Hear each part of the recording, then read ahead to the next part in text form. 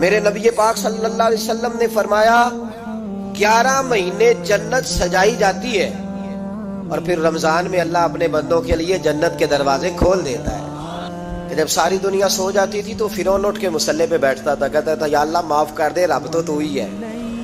وہ حضرت عائشہ عرض کرنے لگی حضور چلے یہ تو سمجھ آ گئی، لیکن بارش مجھ پہ پڑی آپ پہ پڑی نہیں، تو کہا عائشہ تم نے اڑا کیا تھا؟ کہا حضور آپ کی تامت، فرمایا بارش کوئی نہیں تھی، جب تو نے میری تامت لی تو خدا کی رحمتیں تم پر برسنے لگ گئی۔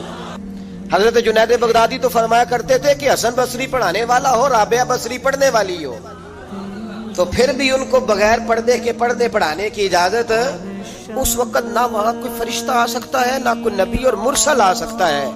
جب فرشتہ اور نبی نہیں آ سکتے تو عائشہ اور ابو بکر کیسے آ سکتے ہیں؟ تو کہا یا رسول اللہ پھر وہاں ہوتا کون ہے؟ تو حضور فرمانے لگے ایک میں ہوتا ہوں، دوسرا میرا رب ہوتا ہے۔ میرے بھائیوں مثال دی ہے آپ کو سمجھانے کے لیے کہ رمضان المبارک وہ عزت اور عظمت والا مہینہ ہے جس کا تعارف کسی عام آدمی نے نہیں، رب کریم کے قرآن نے بیان فرمایا ہے اور میرے مصطفیٰ کریم کی زبان اطہر نے بیان فرمایا ہے۔ لیکن آنے سے پہلے بخاری مسلم میں حدیث ہے، حضرت سلمان فارسی رضی اللہ تعالیٰ عنہ کہتے ہیں رمضان شروع ہونے سے پہلے نبی پاک نے ہمیں مسجد میں بلایا اور خطبہ ارشاد فرمایا باقاعدہ، اور ارشاد فرمایا لوگوں تم پر ایک مہینہ آنے والا ہے جس میں اللہ اپنے بندوں پر خاص قسم کی رحمتوں کا نزول فرماتا ہے۔ خود رسول پاک نے ہمیں کس قدر زیادہ اس مہینے کا اکرام کرنا ہے اور کس قدر زیادہ اس کو اہمیت دینی ہے اور کس قدر زیادہ ہمارے لیے وہ باعث عظمت ہے کہ جس مہینے کے فضائل خود رسول پاک علیہ السلام نے بیان فرمائے، اور نبی پاک صلی اللہ علیہ وسلم نے فرمایا کہ اس مہینے میں تم نفل پڑھو گے تو اللہ فرض کے برابر ثواب عطا فرمائے گا، اور فرض کا ثواب اللہ 70 گنا عطا فرمائے گا۔ کتنا بولیے؟ اچھا ہوتا پتہ کیا ہے؟ ہم یہ کرتے ہیں کہ جو پتہ محسوس ہوتا ہے نا کہ اس جگہ مجھے رمق زیادہ نظر آ رہی ہے، تجارت میری زیادہ بڑھے گی، تو لوگ ادھر توجہ کر لیتے ہیں۔ او خدا کے بندو، صحابہ کا مزاج یہ تھا کہ جہاں انہیں پتہ چلتا تھا نا اس نیکی کا ثواب زیادہ ہے تو وہ بھاگ کر اس نیکی کی طرف توجہ کرتے تھے۔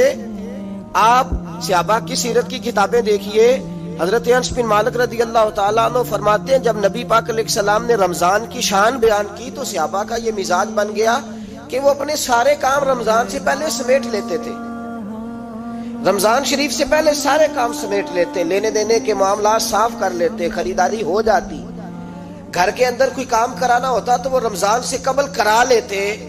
یکم رمضان کو وہ مسجدوں میں ڈیرے لگا لیا کرتے تھے، وہ کہتے تھے نیکیاں جمع کرنے کے ایام ہیں، نیکیاں۔ دیکھیں نا سب سے مصروف ترین زندگی ہمارے نبی پاک صلی اللہ علیہ وسلم کی زندگی ہے۔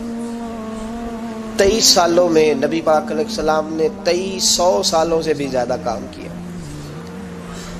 بڑا مصروف وقت تھا حضور کا، بڑا مصروف۔ ہمارے یہاں نا میں ایک جگہ پہ حاضر تھا تو ایک بزرگ تقریر فرما رہے تھے، وہ کہہ رہے تھے اب خانقاہوں میں جو اللہ اللہ ہو رہی ہے وہ چھوڑ کے باہر نکلو، اب میدان میں نکلنے کا دور ہے۔ تقریر ختم ہوئی تو میں نے کہا حضرت ناراض نہ ہوئیے گا، ویسے کون سی خانقاہ میں اللہ اللہ ہو رہی ہے جہاں سے آپ باہر نکالنا، تو دور ہی گزر گیا اللہ اللہ کرنے کا، اب تو لنگر شنگر چل رہا ہے خانقاہوں میں، یا باتیں شاتیں ہو رہی ہیں، کیلو کال کی دنیا ہے، مستی اور حال کی تو کب سے چلی گئی، کم باذن اللہ جو کہتے تھے وہ رخصت ہو گئے، خانقاہوں میں مجاور رہ گئے یا گور کن۔ اب تو کہاں کس کو آپ کہہ رہے ہیں کہ اللہ اللہ چھوڑ کے باہر آؤ؟ کون اللہ اللہ کر رہا ہے؟ اللہ ماشاء اللہ ہے، حال ہی کوئی نہیں۔ اسلام فقط اللہ اللہ کا مذہب نہیں،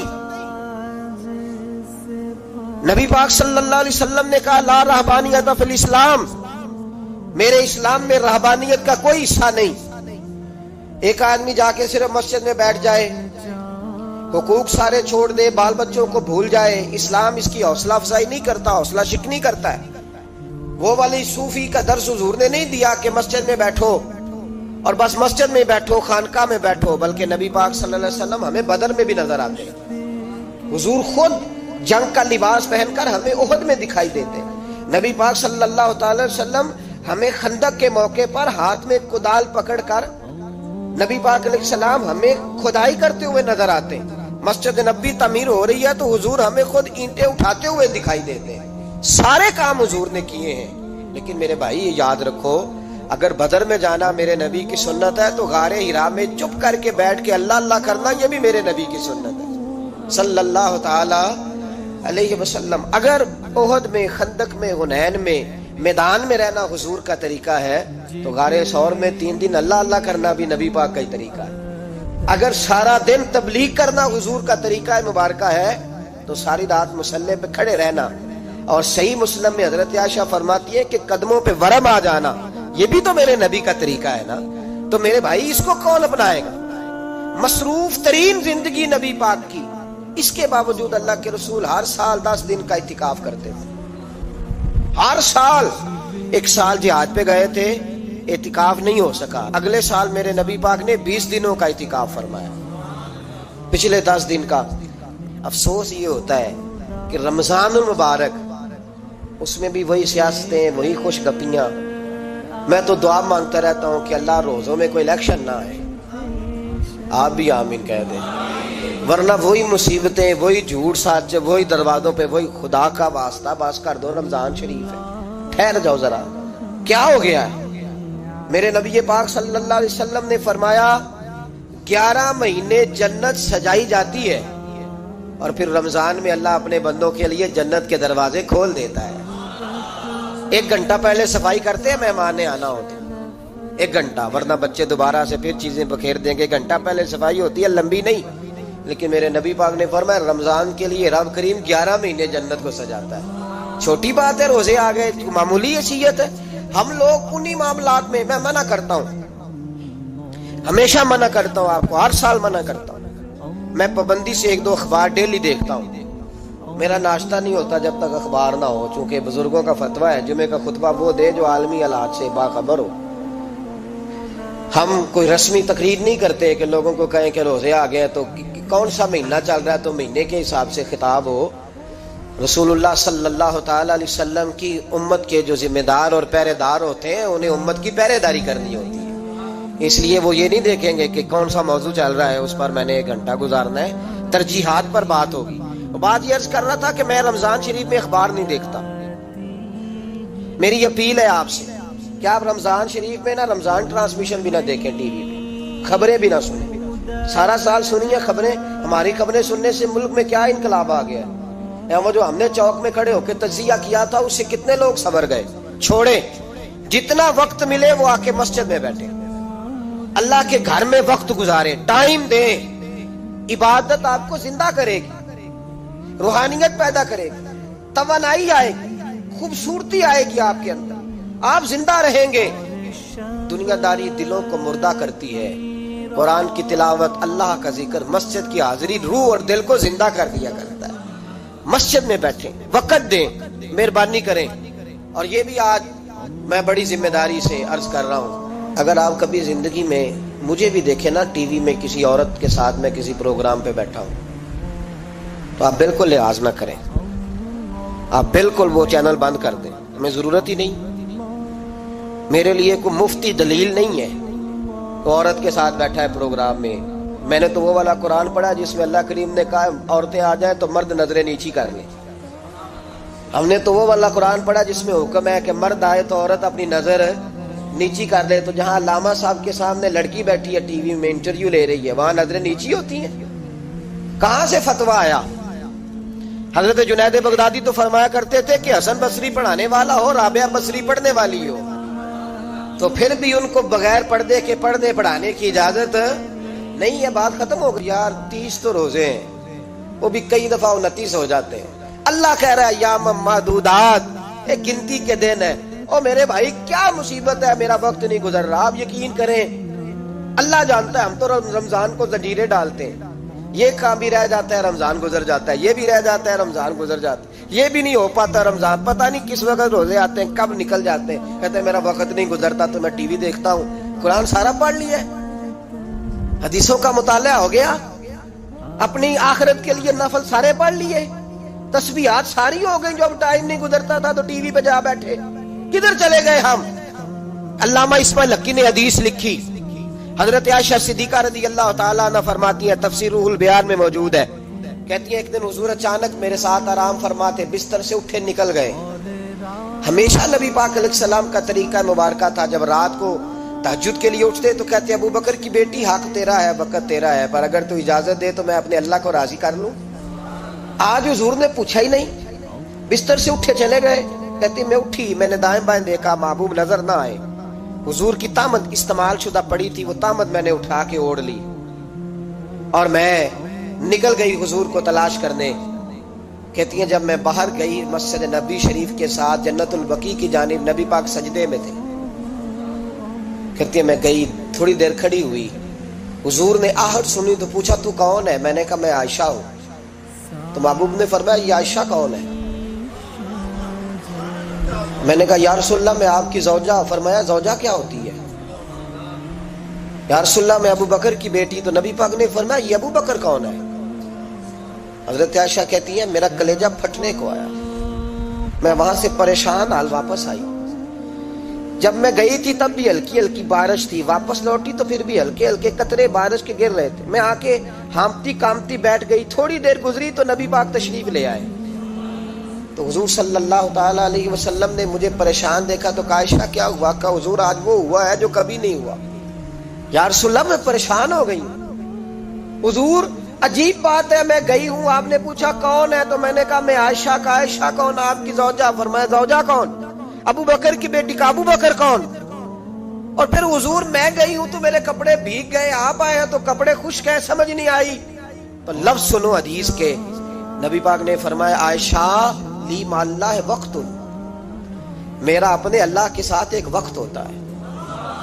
کس کے ساتھ؟ آج میرا دوستوں کے ساتھ وقت ہے، آج میرا گھومنے کا وقت ہے، آج میرا خوش گپیوں کا وقت ہے، آج میرا سیاحت کا وقت ہے، آج میرا پکنک کا وقت ہے۔ میرے نبی پاک نے فرمایا لی مع اللہ وقت، عائشہ میرا اپنے اللہ کے ساتھ، میرا اپنے اللہ کے ساتھ ایک وقت ہوتا ہے۔ اس وقت نہ وہاں کوئی فرشتہ آ سکتا ہے، نہ کوئی نبی اور مرسل آ سکتا ہے۔ جب فرشتہ اور نبی نہیں آ سکتے تو عائشہ اور ابو بکر کیسے آ سکتے ہیں؟ تو کہا یا رسول اللہ پھر وہاں ہوتا کون ہے؟ تو حضور فرمانے لگے ایک میں ہوتا ہوں، دوسرا میرا رب ہوتا ہے، تیسرا کوئی موجود نہیں ہوتا۔ امت کو درس دیا ایک وقت 24 گھنٹوں میں ایسا لایا کر جس میں تو اپنے رب کو دکھڑے سنائے، جس میں تو دعائیں مانگے، جس میں تو عرض و نیاز کرے، جس میں تو اپنے گناہوں کی معافی چاہے۔ اعلیٰ حضرت کے والد گرامی سے کسی نے پوچھا مولانا نقی علی خان صاحب سے کہ حضرت جی فرعون 500 سال ہی حکومت کر گیا، 500 سال ہی حکومت کر گیا، اللہ کا مقابلہ کرنے والا پکا کافر بے ایمان۔ تو آپ فرمانے لگے ملا رومی کی وہ کتاب پڑھو مثنوی، جس میں انہوں نے لکھا ہے کہ جب ساری دنیا سو جاتی تھی تو فرعون اٹھ کے مصلے پہ بیٹھتا تھا، کہتا تھا یا اللہ معاف کر دے، رب تو ہی ہے، گناہگار بڑا ہوں پر مہربانی کر۔ روز معافیاں مانگتا تھا تو رب کریم کی قدرت نے مہلت دی کہ روز توبہ کرتا ہے، چلو ایک دن سچی بھی کاری جائے تو اچھا ہے، اللہ نے مہلت دی۔ اور میرے بھائی اگر تو روز رات مصلے پہ بیٹھے تو تجھے مہلت ملے، عذاب نہ آئے۔ اگر تو اپنے رب کے ساتھ تنہائی کرے تو اللہ تجھے مہلت دے، سزا نہ دے۔ لیکن ہم یہ وقت نکالتے ہی نہیں، اللہ کے ساتھ میت کا ہمارا مزاج ہی نہیں۔ ترمذی شریف میں نبی پاک علیہ السلام نے فرمایا دنیا داروں کو دکھڑے نہ سنایا کر، مالداروں کے سامنے رونے نہ رویا کر، یہ تجھے کیا دے سکتے ہیں؟ تو اٹھ کے جائے گا تو کہیں گے محنت کرتا نہیں، روز مانگنے آ جاتا ہے۔ دنیا داروں کو دکھڑے نہ سنا، پر میں دکھ سنا تو اپنے رب کو سنا، اللہ والوں کو سنا، اللہ کے نبی کو سنا۔ اس سے مراد یہ سارے کہا دکھڑے اپنے رب کو سنا۔ اگر تو اپنے رب کو دکھڑے سنائے گا تو تھوڑی دیر ضرور ہوگی، لیکن ایک دن ایسا ضرور آئے گا، میرے مصطفیٰ کریم فرماتے ہیں رب تجھے دنیا سے بے نیاز کر کے مالا مال فرما دے گا۔ دھوکے کا مزاج نہ بنا، کینچی لے کے نہ گھوم کے کیسے جیب کٹ سکتی، اللہ کو دکھڑے سنا۔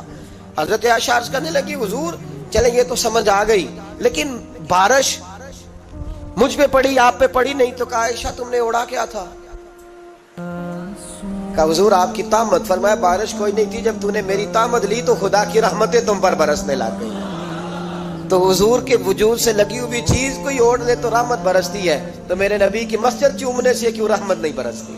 جالی چومنے سے کیوں نہیں برستی؟ جہاں جہاں حضور رکے، جہاں جہاں نبی پاک ٹھہرے، وہاں جانے سے کرم کیوں نہیں ہوتا؟ تو عزیزو یاد رکھو رمضان میں ایک ڈیوٹی آپ نے یہ کرنی ہے کہ عبادت کو وقت دیں۔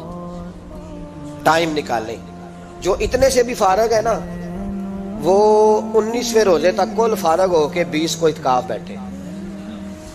زندگی میں ایک دفعہ اعتکاف تو ویسے بڑا ضروری ہے. ہمارے بزرگوں نے لکھا ہے ضروری ہے ایک بندہ اعتکاف کر لے زندگی میں ایک دفعہ. ہر سال کرے تو سنت ادا ہوگی.